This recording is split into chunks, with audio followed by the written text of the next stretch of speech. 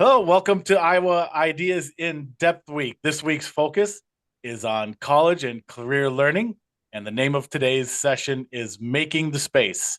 Hello, everyone. My name is Erin Murphy, and I am the Des Moines Bureau Chief for the Gazette. I wanted to start today by thanking Iowa Ideas presenting sponsor, ITC Midwest. We appreciate their support.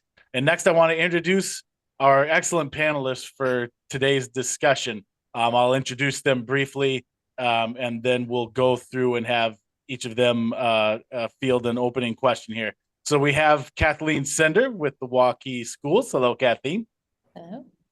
We have Akwi NG with Shive Hattery Architecture and Engineering with offices all around the state, but Akwi is coming to us from Cedar Rapids. Hello, Akwi. Hi there. And Laura Peterson with Envision Architecture in Des Moines. Hello, Laura. Happy Wednesday, everybody.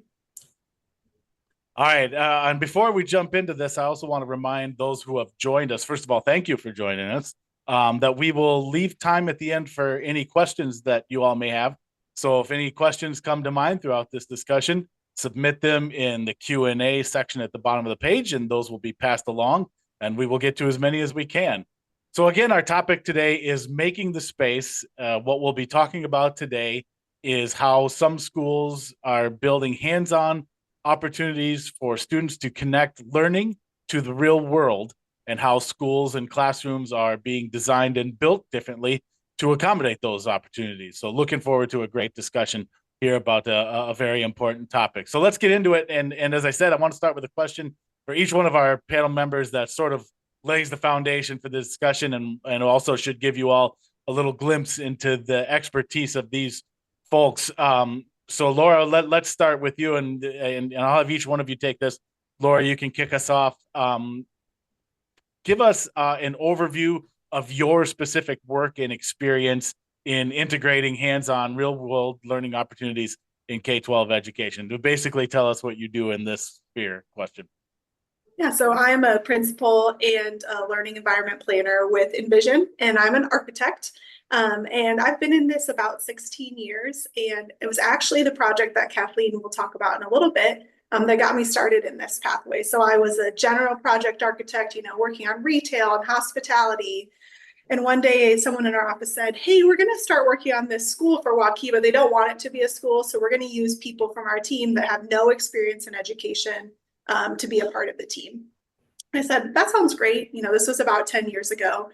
And through the design of the Waukee Innovation and Learning Center, which we'll talk about a little bit, my eyes were just opened that this is kind of what school could look like in the future for students, kind of hands-on, engaging, real world. And they were really rethinking the model. And from there, I got a passion for K-12 architecture, and now I'm our pre-K-12 practice leader in Vision.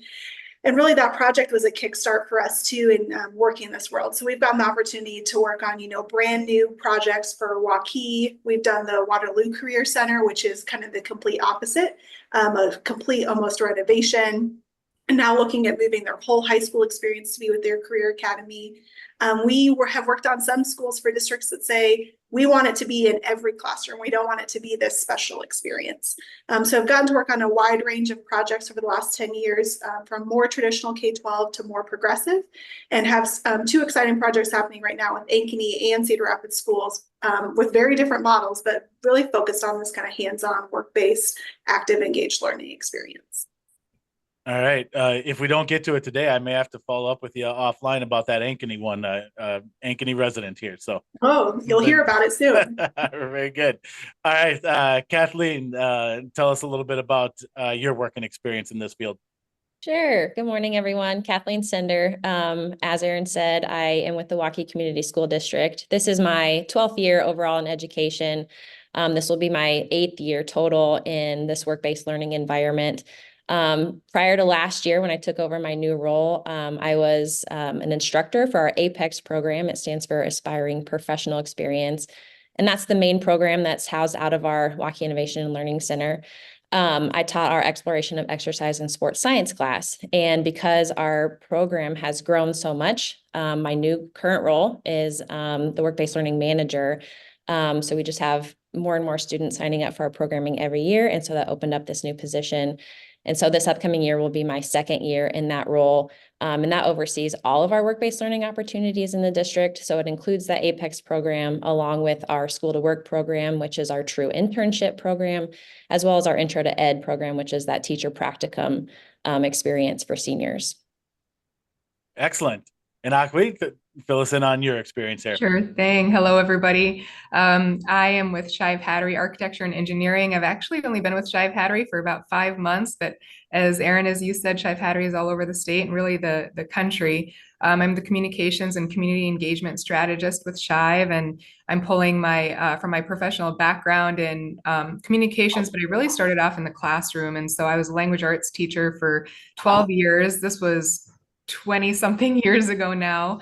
And it was really at a time when educators and building leaders were talking about project-based and work-based learning before it was lingo, before people, before we were having conversations like this. And so going all the way back to the classroom days, and then moving into communications at the administrative level with some of the largest districts in the state. And really trying to better understand how we can help our communities, our families, our parents, and our internal stakeholders understand the transitions and the shifts that are taking place in education, why they're important, and also our business leaders. And so really the focus for me has been on communicating in that area. Most recently spent about 6 months traveling 8 states around the country as well, working with K-12 districts on their communication strategies, particularly around their innovations and advancements in career and college pathways.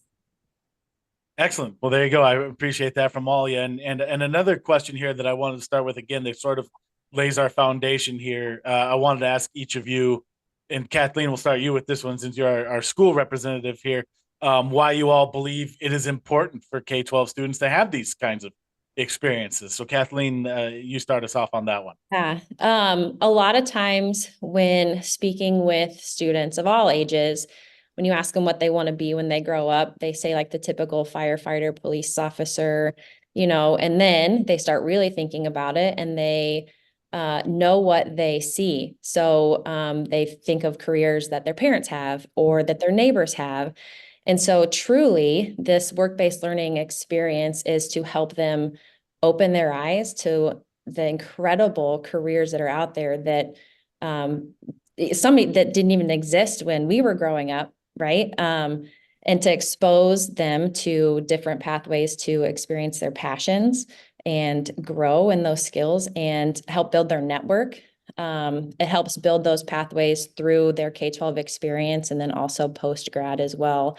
A lot of times, students come in with some idea and then they realize that takes 10 plus years of school after graduation. And then they realize that that's not, school's not their thing. And so they start to look for other ways to, get to experience their passions.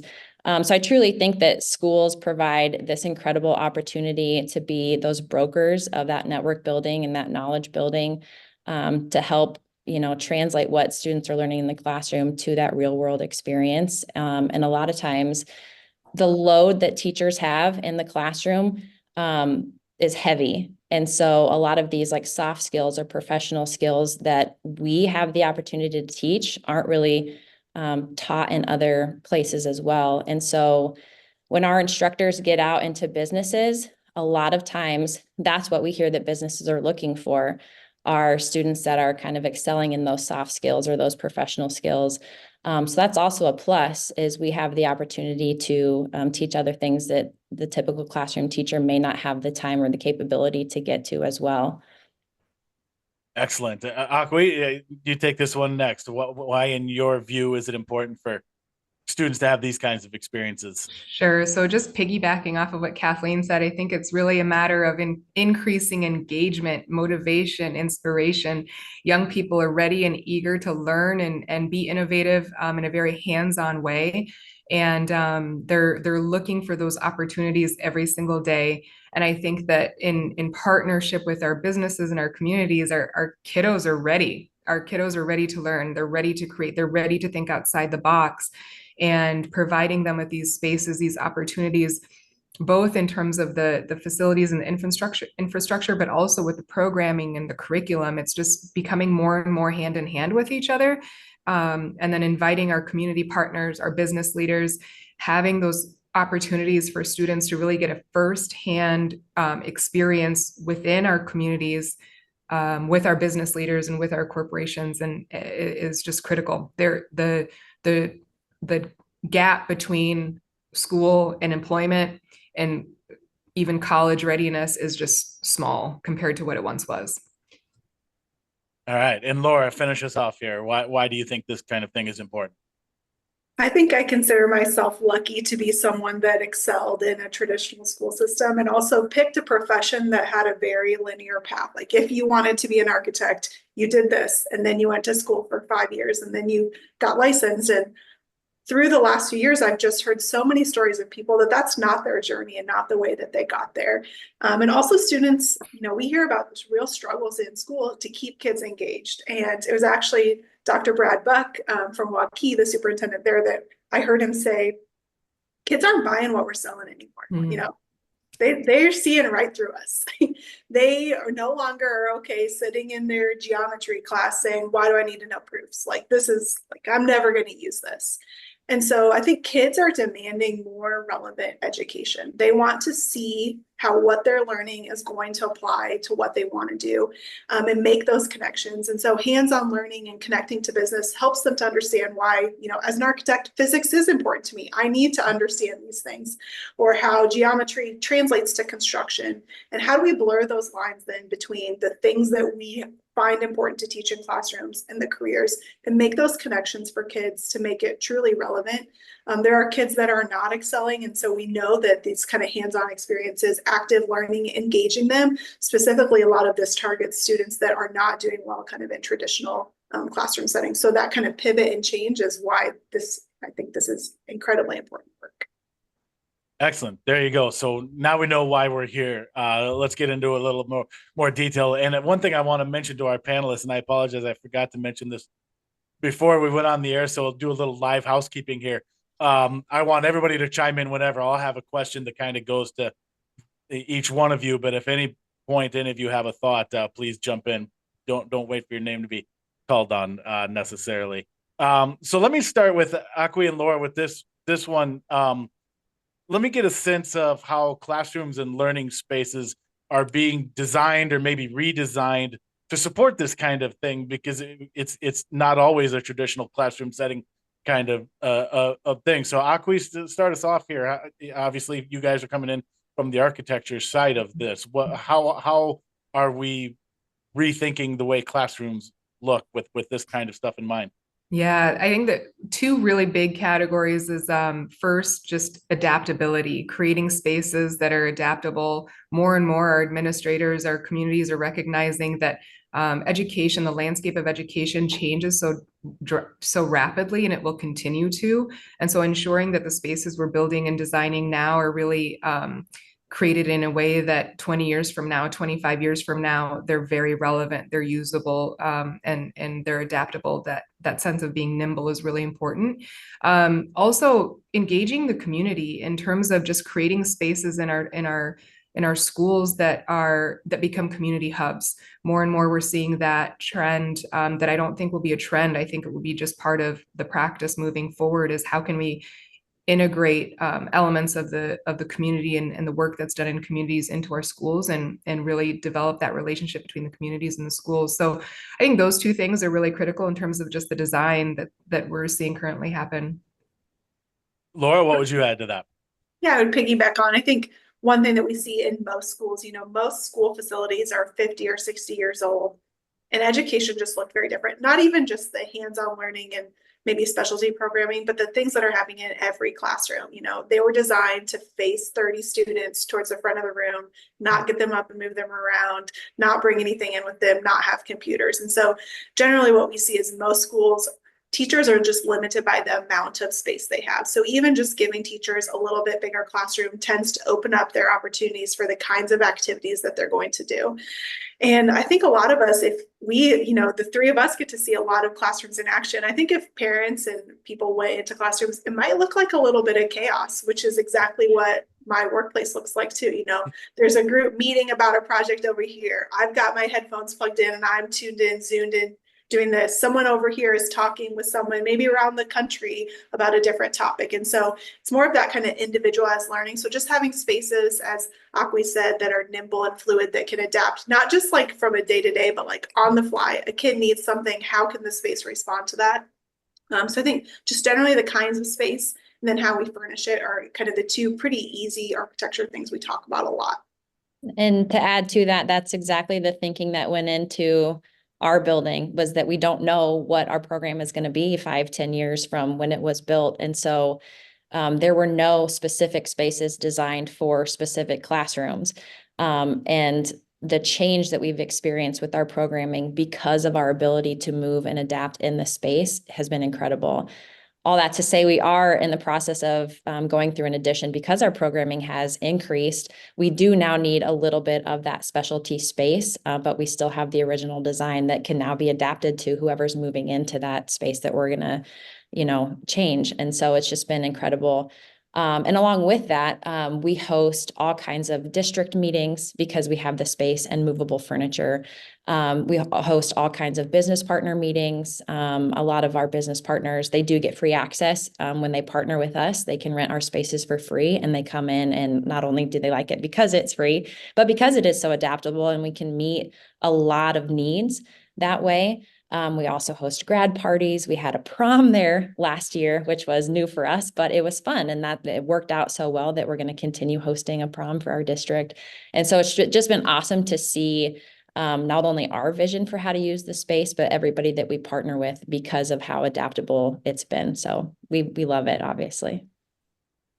Yeah, and that's a perfect segue, Kathleen, into what I wanted to ask you next. And so maybe this discussion is part of this answer, but I wanted to ask, what are some of the challenges that schools face when trying to implement and make available these kinds of opportunities and programs? Yeah, so I would say we're pretty lucky in our timing. When we got the building, we were still a one high school district and in desperate need of space. So with our programming, not only did we have incredible administrative support for our program, but we had the need there as well, which kind of pushed our building through. All that to say, don't let not having an incredible building hold you back from trying to start something like this, because in all reality, even if our building got taken away, our program would still be incredible. But it is nice to have that space. But yeah, one of the challenges I would say, especially getting started, is to make sure that you have an understanding of what this programming is and can do for your community, and for economic growth. Communication with families and students as to what this opportunity could potentially provide. And I think that because of our program has been around for so long now, we're seeing other challenges outside of getting started. So now we have this increased student population with all kinds of diverse backgrounds and social economic standings and things like that. So we're seeing transportation has now become an issue because our program is not housed within the high school anymore. And then a lot of learning takes place off-site. And so we're looking at ways to solve transportation issues. Because our program is growing, we need to find more business partners and connections. So our instructors are working overtime to make sure, and now we're competing as well, essentially, with other districts that are starting these amazing programs as well. So making sure that our teachers have enough time to meet with those business partners and form those connections. We run into barriers like professional clothing or personal hygiene items, anything and everything that could potentially prevent students from participating or thinking that they could participate and get something out of it. We're looking at ways to solve those issues. And again, they change, every semester, every year, depending on our student population and who signs up. But yeah, I would say the main thing, especially getting started, is making sure that you have support from your administrators, from your traditional classroom teachers, from the community as well, so they understand the potential of what your program could turn into be. Akwi and Laura, I'm curious your perspective on this too, especially, Kathleen, as she noted, comes from a district that was forward thinking on this and has the physical space for this kind of thing. I'm wondering if you all have ever consulted or worked with districts that maybe have older buildings or have to find a space for this kind of thing, and what kind of a challenge that is for those schools and those buildings, and what all kind of guidance you're able to provide. Yeah, I guess I would say that don't let space be a limiter. Of course, we're architects, we work for architecture firms. We would love to think that space is the most important, but it's not. As Kathleen was saying, the program and the teachers and the excitement is, you can do that in any space. And so I guess my first piece of advice would be don't let space be a limiter in any way, shape, or form. And then also I think that it doesn't have to be a new building. We did the Waterloo Career Center. It was in a 60s bunker of a middle school with no daylight. They weren't using any of those spaces. And they said, we want this to be our most innovative programming, put it in here. And we found a way to make it work. And so I think, of course, you would look for a space, if you could, that had daylight and access to a lot of electrical and lots of power and lots of height and ceilings. That would be ideal space. And maybe those exist in your community. Maybe it's not school district space, but maybe it's a vacant retail space or a shop that has some extra bays. So I would just say that don't let space be a limiter in any way, shape, or form to exciting programming.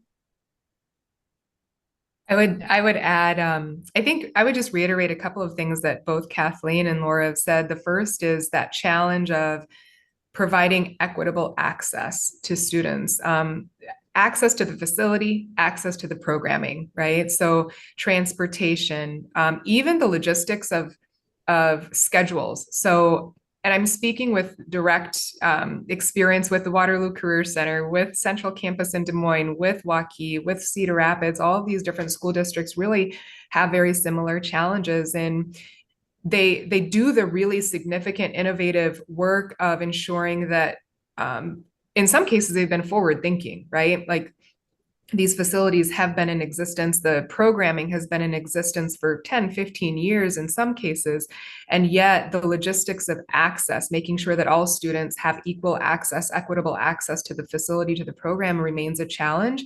And I really think that it's an and situation, thinking through the lens of an educator. Laura, I really appreciate you saying that you can have strong, effective programming regardless of facility, but both are so necessary. Both are the facility facilitates the ease of the programming, the ease and the efficiency of the programming, as you know. And so really, I think more and more recognizing that partnership, that cohesion between programming / curriculum and the facilities, and just helping our communities understand that is going to be more and more important as we move forward in the next 15 years. Kathleen, still on this topic, let me come back to you with a question, because I know our education reporter, Grace King, has wrote a series of excellent stories on this topic. If the folks listening haven't read those, I encourage you to find them on thegazette.com. But one of the challenges that was talked about in some of those stories is growing demand for these kinds of and interest in these kinds of programs from the students. I don't know how much you're seeing that, and then that gets into, do we have enough teachers? Do we have enough spots to literally get these students into these programs and classrooms that would, for the people who are showing interest in that? Is that something you're seeing as well? Yeah, it definitely ebbs and flows depending on the year. And we have historical data tracking enrollment since the start of the program, honestly. And that's always one of our goals, is to make sure that enrollment is increasing. But then there does come a point, is like, at some point, too many is too many. We used to cap our classes at 18 students because we didn't have enough business partners to fulfill the demand of those experiences out in the real world. And that has significantly increased because of the demand. And so our teacher population has grown from 12. I think we're up to 18 total now. We meet with our local advisory board biannually, just to see to get a pulse on what's happening in those businesses, and kind of what we can do to continue help bridge that gap. And one of the things that we created was an automotive course because of the demand that's out there. And so last year was our first year for that. I think our first semester we had 10 students, second semester we had 18, and now we have a wait list going into this upcoming school year for that automotive class. So it really is paying attention to what's happening with our local economy and making sure we are doing what we can with our personnel to fulfill those needs. And that's that continuous communication between our business partners and our advisory board, and just being really creative and thinking outside the box on ways to solve those issues. All right. Again, a perfect segue. And I want to ask, get everybody's impression on this. You all have, I think, at this point, touched on this a little bit, talking about how schools can develop partnerships with local businesses, organizations, community members to create these opportunities for students. So Akwi, we'll start with you on this. Just kind of how important is that sort of partnership between schools and the public, and how can schools, if again, for some districts that maybe are just getting involved in this, how can they go about creating those partnerships?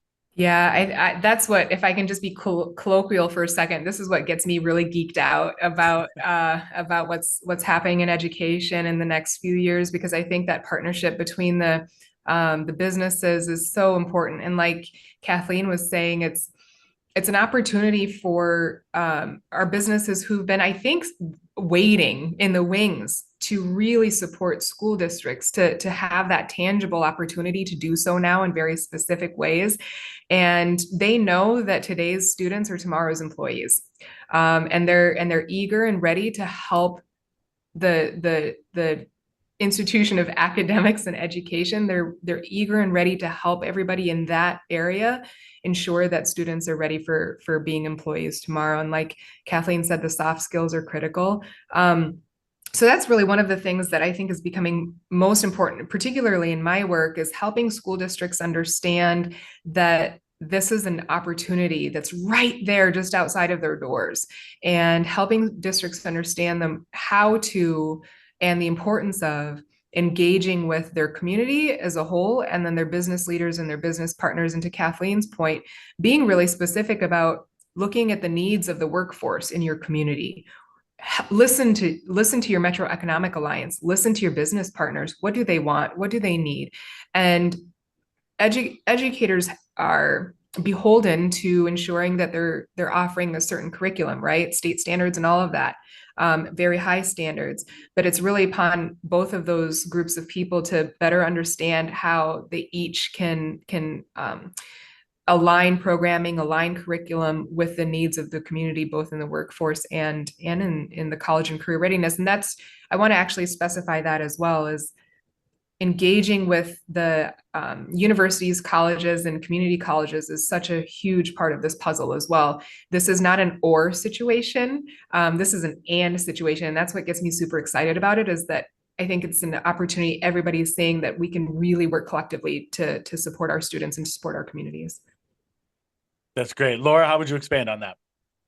Yeah, I would piggyback on what Akwi said about that conversation about what should the curriculum be specifically to support our local economy. It's easier maybe in some of the larger districts like Cedar Rapids or Ankeny or Waukee to be able to offer a lot of programming to a lot of students because of the size.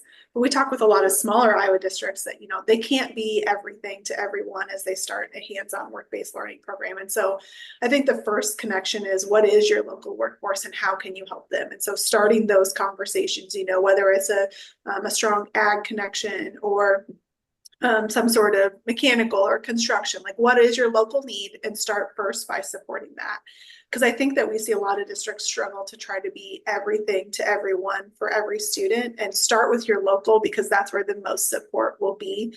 And then also look for those connections and lean on other districts. We see a lot of districts that are sharing, like maybe your district has a really great ag program and ours has this health science biomedical. Let's not try to both have both of those, but how can we share resources between to get students the best experience? So if my student wants to go into this and we don't offer it, that we're leaning and sharing kind of between districts. But I think that local connection to what your specific workforce is looking for is a critical piece of it. Yeah, and I think that's a good point too. We are located in Waukee, but we serve 9 high schools total. And so reaching out and seeing what other opportunities are available in local districts, so you don't have to do it alone. So Kathleen, what does that look like in Waukee? To give us a little bit of a lay of the land, and then you've touched on this a little bit, but how is the Waukee School District partnered with the community there to create these opportunities? So I'm going to be honest, that's a little bit over my head. All the paperwork that happens behind the scenes with all the contracts and that are signed and things like that. But I know that when our program was being built, I believe Michelle Hill, our director, who has been there from the beginning, reached out to local districts to let them know that this was an opportunity that was available. And we just reach out to counselors and administrators through, that surrounding area. That, again, you have to keep in mind that transportation is a barrier when opening programming up. But whenever there is space, we do serve our home high schools first. But whenever there is spaces, we reach out to those high schools and say, we have this opportunity, and they keep a running list. And it's just constant communication between all the districts that we partner with to see how we can maneuver things to make sure that their students are getting the same opportunities. Very good. I want to just take a quick little second here. We're about halfway through our period. So again, thank you to all the panelists who have joined us for this great discussion. And thank you to everyone who's tuning in or perhaps watching later, as these will all be posted on the website. And a reminder for those in case maybe you're just joining us, if you'd like to ask a question of your own for the panel here, please submit that in the Q&A area, and those will be passed along to us, and we'll make time for those as best we can at the end. I'll start with Laura on this one.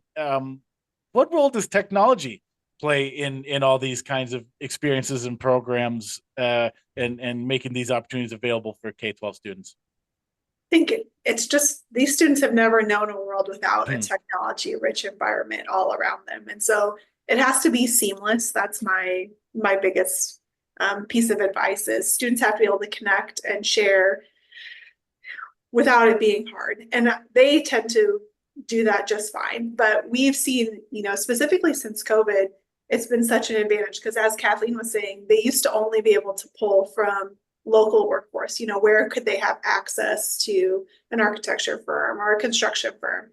Well, now we all got used to doing this. And so it also changed the barriers for business partners. And so technology has to be able to connect students, not just with each other, not just with content, but with business partners around the world. And then I also think that what we see moving forward is how can we provide training maybe in a safer environment using things like AI and virtual reality, augmented reality to provide opportunities for students. We talked a lot kind of with Waukee about specific things that students couldn't do because of OSHA or because they were under 18. So can we now provide them some of those experiences if we can do augmented welding or a different, give them experiences without having to get them out into the work place to have those experiences. Akwi, add to that if you would. Sure. I think the example that comes to mind right away is actually the Waterloo Career Center and the cybersecurity programming that they initiated just a year and a half or so ago. It required some really significant changes in technology in the spaces that they were using to really make it a space that they could truly, as Laura was just describing, a safe space to actually engage in the curriculum around cybersecurity. So there was just a significant amount of technology around that. They had to reshape, reimagine their space based on that particular curriculum need. Those teams, the cybersecurity teams there at Waterloo Career Center, have been winning awards and winning a variety of competitions that are nationwide, so it's really significant. That's just one example, but it's also a matter of, again, leaning on our community partners to help us understand how to design spaces that are industry standard, right? So it's one thing to say, construct a sound booth, but are we engaging with the experts on sound booths to make sure that we're doing that properly so that it's industry standard? That's great. Kathleen, from the school's perspective, how would you approach that? Yeah, again, that's why it's super important to have some sort of consistent communication with whatever businesses you're working in, to hear what they are seeing as like the gap or what their new employees are lacking. For example, we were talking to one of our partners that said, we need our new employees or our apprentices or interns to know Excel, and we don't have the time or the manpower to teach them Excel. And so that's one thing that we've tried to really incorporate in our programming. So when our students do get to that location, they are, hit the ground running. So that consistent communication, finding out what the needs are. And again, we're lucky with our space and the community that we're in to be able to provide a lot of access to the equipment, software, technology, or whatever that our business partners are kind of needing. So I would say that's also someplace we've seen a little bit of a barrier. I'm going to talk from a personal experience, Kathleen, with the Apex program. Students now have a Chromebook or some sort of device, no matter what district they're in, that they're provided with. But it's typically not as robust as the kind of technology we're using out in the workforce. And so trying to figure out with students, the kind of programs that we use, well, students couldn't access those on their Chromebook. So how can we get kids those experiences by either providing them different kind of technology than what they get for their kind of standard coursework, or how can we as business partners provide them access to that? And so technology can be a barrier sometimes for the school district that they have to try to work through and come up with some different solutions for. Excellent. And while we're on the topic of technology, got a good question here from someone tuned in. So let me send this one out to the panel, and whoever wants to take this. And I can't remember who mentioned this specifically, but the person is asking, can you expand more on examples with augmented or AI type experiences available to students?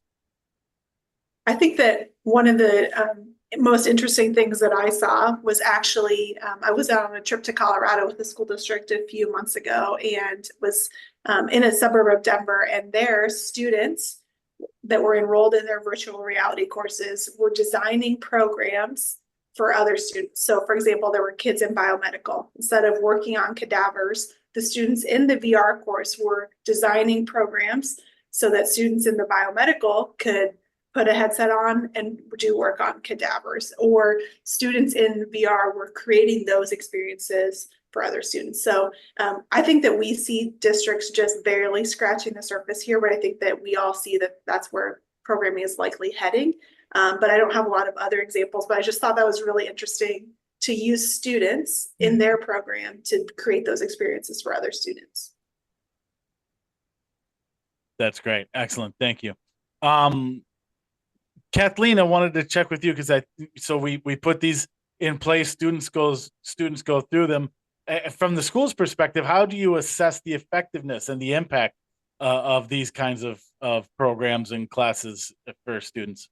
Yeah, great question. And obviously school districts are all about collecting data, right? It's important to pinpoint what pieces of data are going to show those types of results that you're looking for. So one of the main things that we do is at the end of every semester, we ask each of our students to fill out like a student outcomes form where they kind of assess their level of proficiency or understanding. And then that was, pre-semester, and then post-semester rank it again. So we kind of track that growth. And then we ask for written feedback on instructors and course exploration opportunities, and what were your thoughts for your future prior to taking this course? What are they now? Making sure that we have done what we can to kind of like help them funnel down.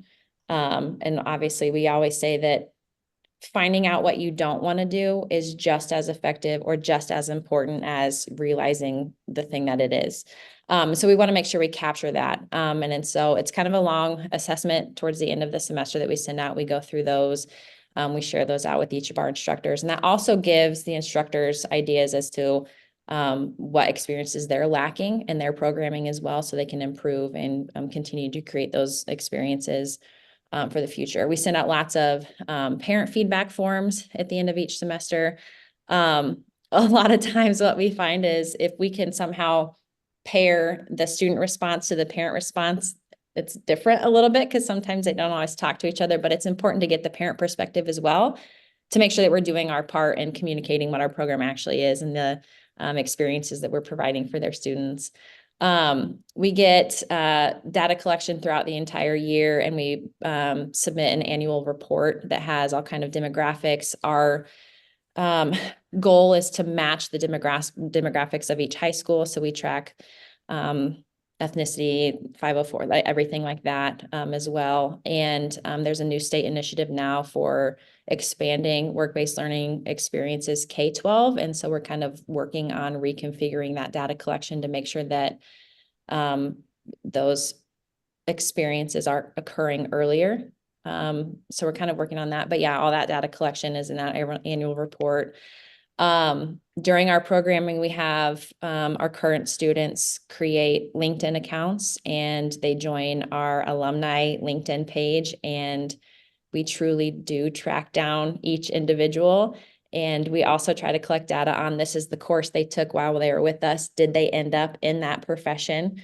So that takes a lot of time, especially with the growth of our program. But it's super cool to see that whatever experiences they had here created this pathway for them. And then a lot of it truly comes from just anecdotal stories, or lots of school districts or groups come to take tours, and they send us, thank you emails, follow-up emails, and say, this is incredible. This is, whatever. And so we kind of collect a little anecdotal evidence that way as well. So lots of different ways. And yeah, just talking to people to make sure that their needs are being fulfilled. Yeah. And is that, even if just generally broadly speaking, maybe you can think of an example off the top of your head, but even just generally, has that process bore fruit? Do you see examples of, that annual report and that annual analysis shaping what has been done throughout, the history of the program? Yeah, again, it kind of guides what our goals are. And so if we're seeing, whatever dip in whatever ethnicity didn't sign up, or like a lot of times too, we want to see like the male to female ratio in our engineering classes. It's typically, leaning more one way. And so how can we generate excitement in the female population to sign up for engineering? Like, how do we, so we collect that data that helps guide our goals for the future, implementing new programming or ways to communicate with families and students on how to sign up for this type of programming. Yeah, hopefully that answered the question. Yeah, but absolutely. definitely look at it and take it to heart. And again, we're always trying to acknowledge the barriers and think creatively how to break through those.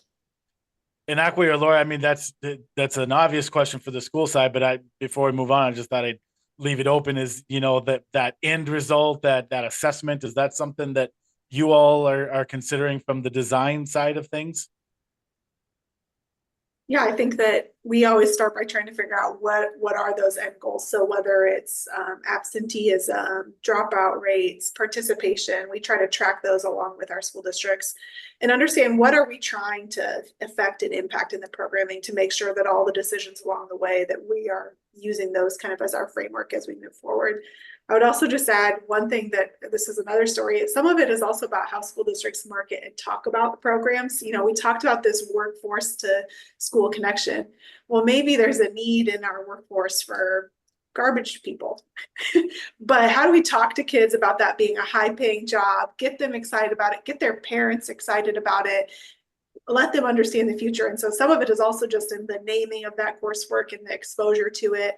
And how do we talk to kids about it from a young age, so that by the time Kathleen has a program designed around it, how do we make sure kids want to sign up for it? And some of it is just in the marketing of that. So a little bit of a tangent, but Kathleen's mention of that made me remember that kind of story we've talked about before.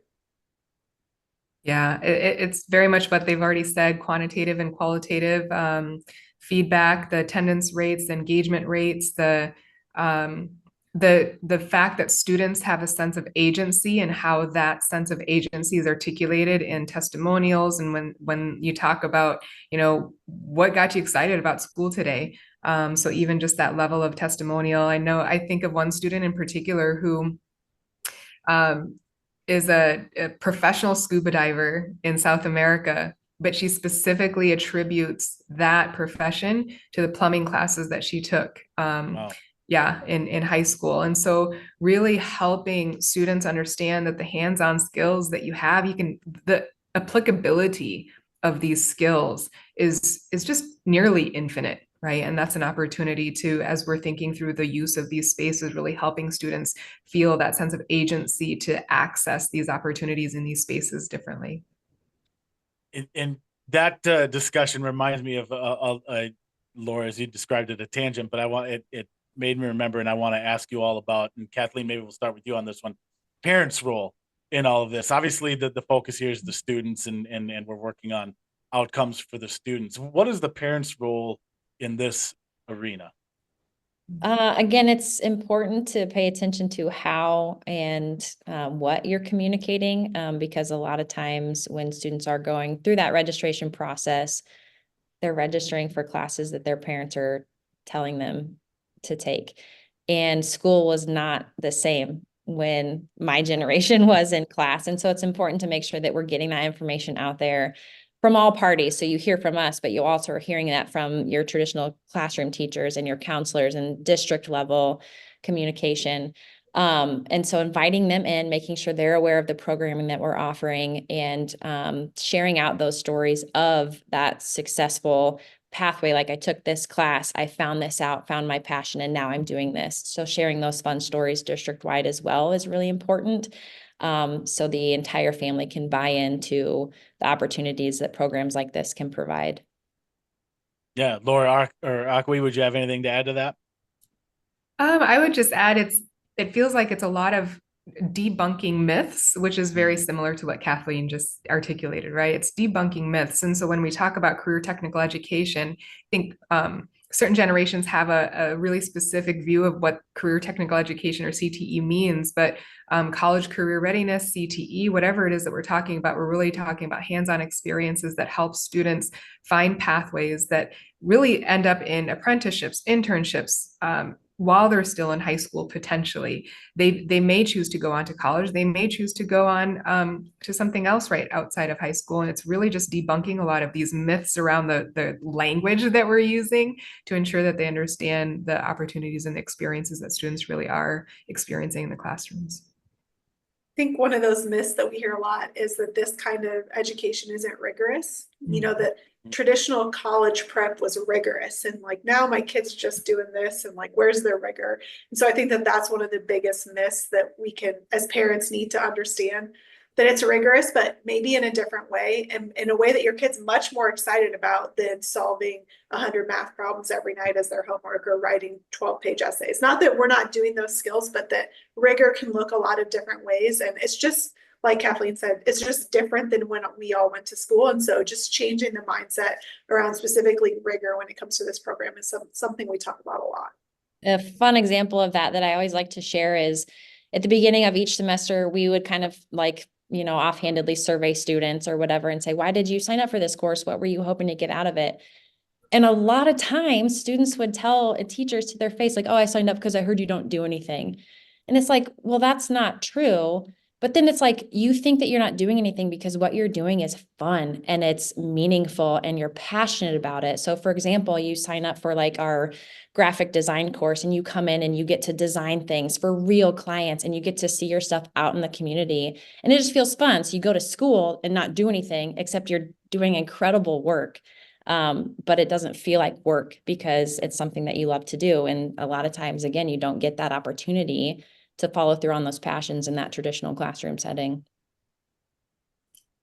That's great stuff. For those of you listening, we're starting to hit the home stretch here. So give you one last reminder that if you'd like to ask a question of our panelists, shoot that into the Q&A section at the bottom of the website, and we'll leave a minute or two at the end of this to field that question if we get a chance, again, as we hit our final few minutes here. This is, and I think someone touched on this a little bit earlier, but I want to get your all thoughts on this as we look to the future in these kinds of programs and opportunities as they increase and evolve. What are your thoughts on what that looks like? Laura, maybe we'll start with you here. What trends do you see? What's the future of these kinds of programs look like in your view?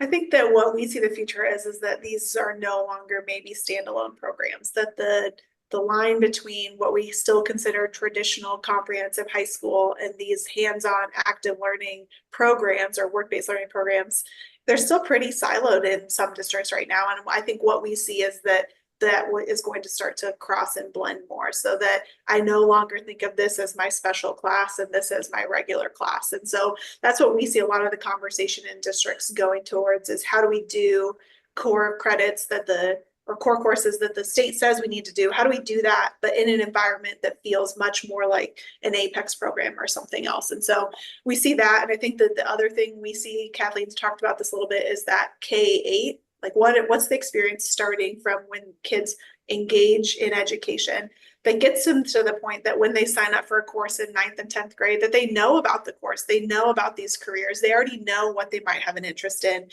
we're not just asking them to pick their future job out of a course catalog. And so what is that K-8 conversation? I think that's what we see a lot of kind of the pivot happening in school districts right now. Akwi, how about you? When you look to the future, what's it look like? Yeah, I think it's so much more partnership, so much more integration, as Laura was just describing, in all of the right, healthy ways that not only support students and their families, but really truly support more more vibrant communities in ways that are vital to community building. So I see all of that, and I know that that's sort of abstract, but really it's that the partnerships, the integration of these different areas of focus. I have a soft spot, right, for educators, because so much of what we're seeing happening now finally is really what a lot of educators have been asking for, to be able to do programming and opportunities to be able to provide in their classrooms for 15, 20 years. And so I'm hopeful that as we look to the future, educators don't feel as though they're being left out in the traditional classroom setting. It's an opportunity to really engage and integrate what's happening in these new settings and spaces with the traditional setting as well. So I think it's just an opportunity for integration, collaboration, and partnership. Yeah, Sorry, go ahead, Kathleen. No, I was just going to say, I would definitely second that. Obviously, I'm super passionate about work-based learning opportunities for our students, but I've also been a traditional classroom teacher. And so, especially with the climate surrounding education now, it's important that we do our part as well, making sure students understand that that setting still plays a huge role in your development as a person and as an aspiring professional.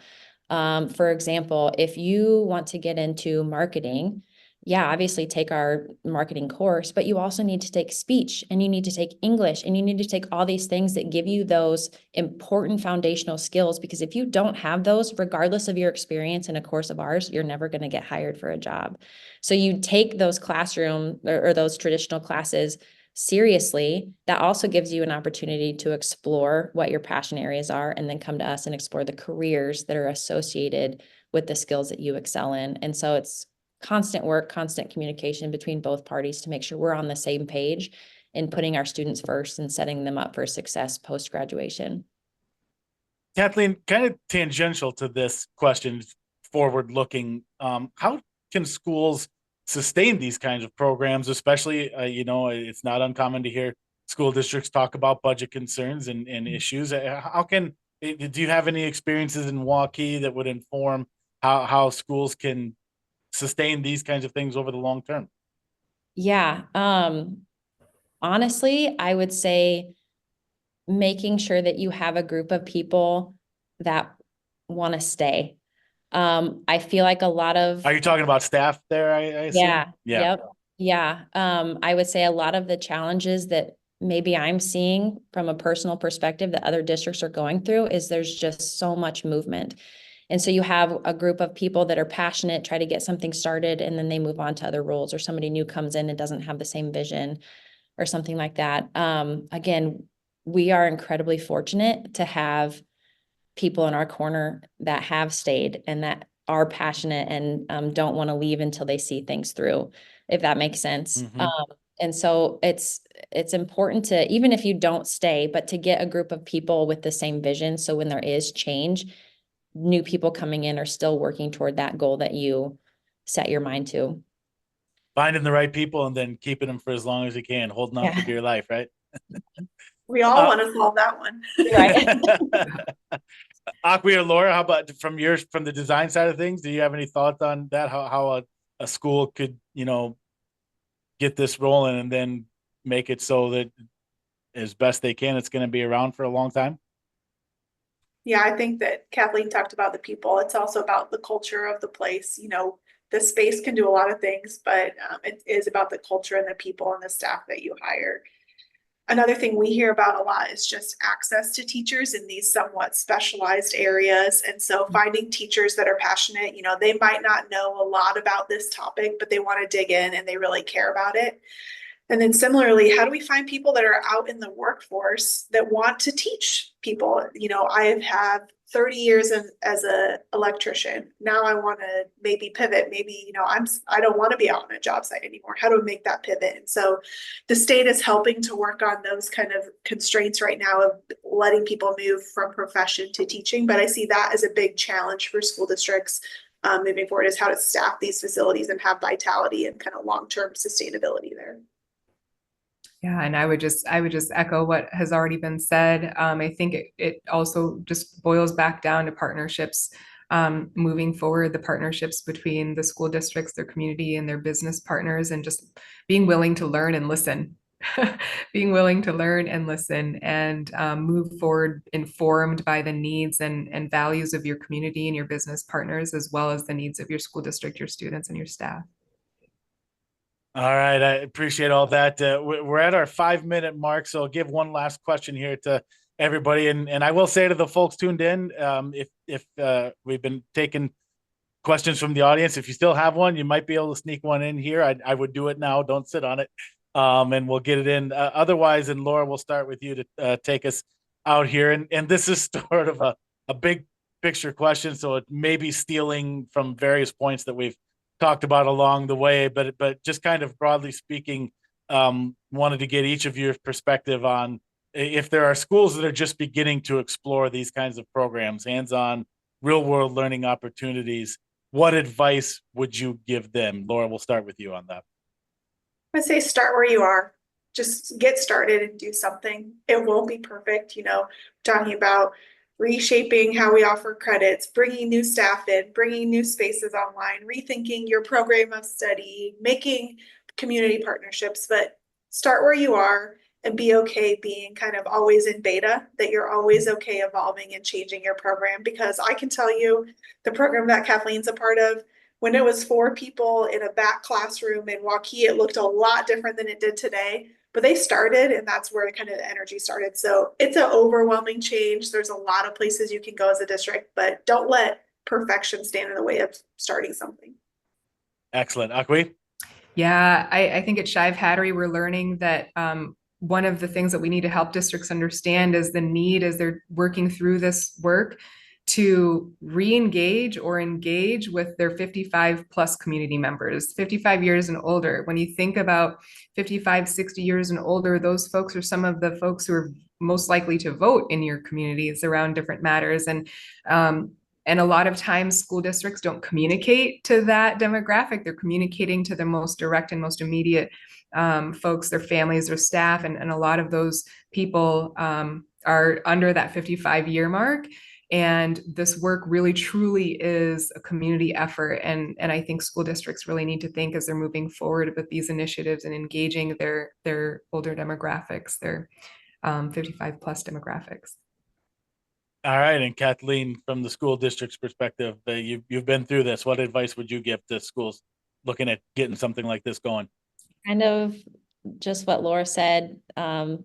You don't have to reshape everything before you get started. All you need to do is start. One teacher, one student, one business partner, and see where it goes.